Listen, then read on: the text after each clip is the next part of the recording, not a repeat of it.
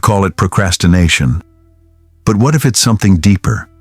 Not laziness, not poor discipline, but a quiet war between who you are and who you're terrified to become.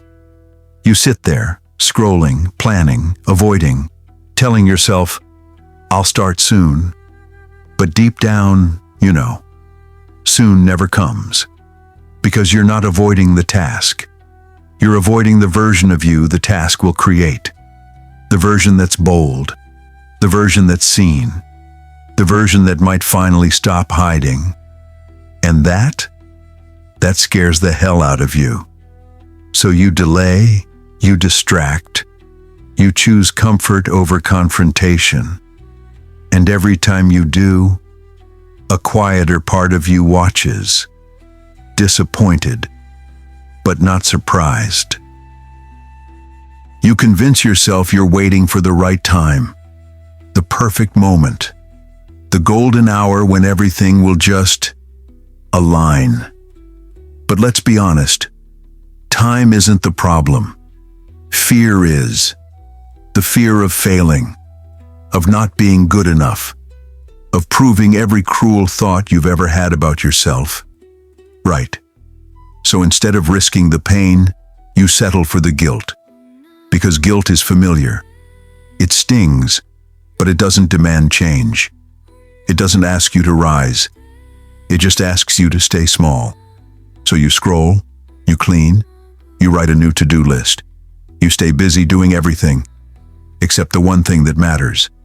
And in doing so, you don't destroy your dreams in some dramatic crash.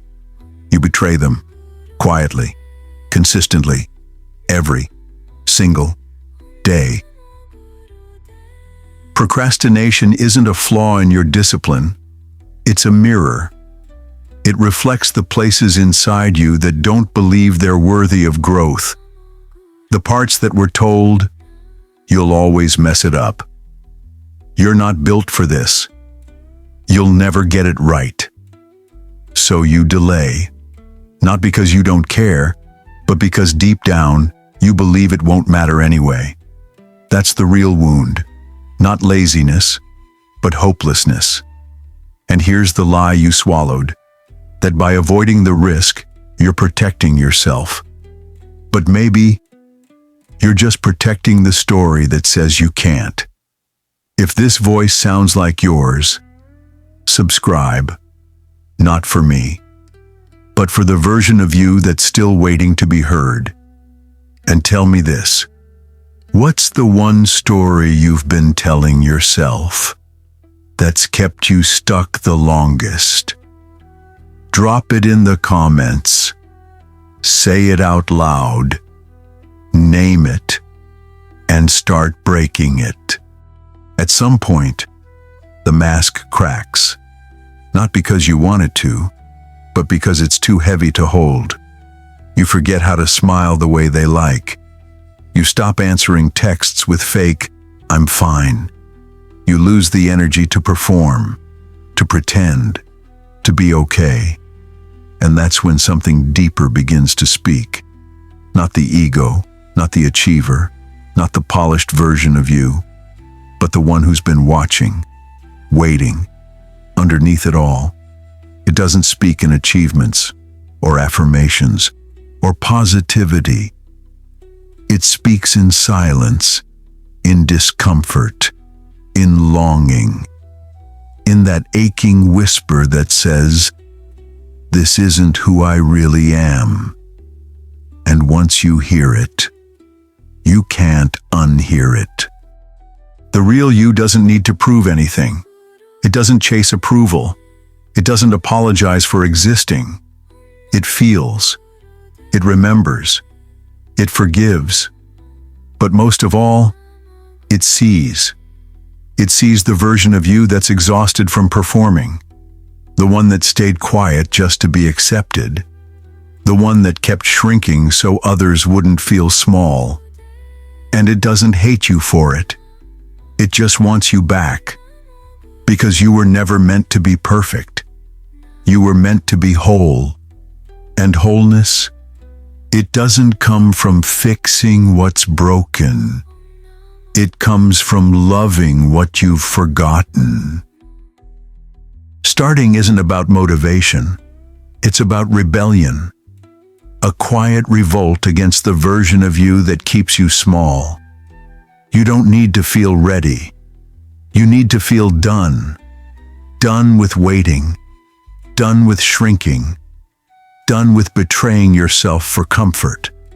Because the moment you begin, truly begin, you break a pattern older than memory.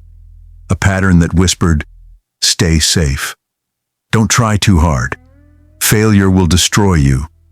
But failure doesn't destroy you. Denial does. Regret does. Silence does.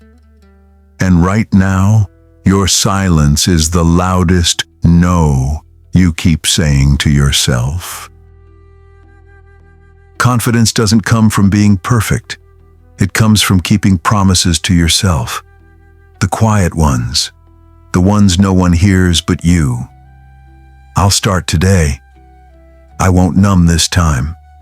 I deserve to show up for me. And every time you honor one of those whispers, you grow. Not in loud, dramatic ways, but in stillness. In those quiet nights when you can finally sit with yourself, without shame. Because that's what this is really about. Not becoming someone new, but remembering who you were before fear rewrote your story. You don't need to prove your worth. You just need to stop abandoning it. Every time you delay what matters, you send yourself a message. I'm not ready. I'm not enough. I don't matter. Yet. But here's the truth. You were never supposed to feel ready. You were supposed to start anyway. Because the longer you wait, the further you drift from the life that was meant for you. Not the one shaped by fear, but the one shaped by fire, by movement, by truth. You don't need to feel inspired. You need to feel responsible to the version of you that's been whispering, "I'm still here. I'm still waiting." So let me ask you this. What's the one thing you know you need to do, but keep avoiding? Drop it in the comments. Let the world hear your truth. And if you're ready to stop hiding, subscribe. Not for me, but for the version of you that's tired of being forgotten.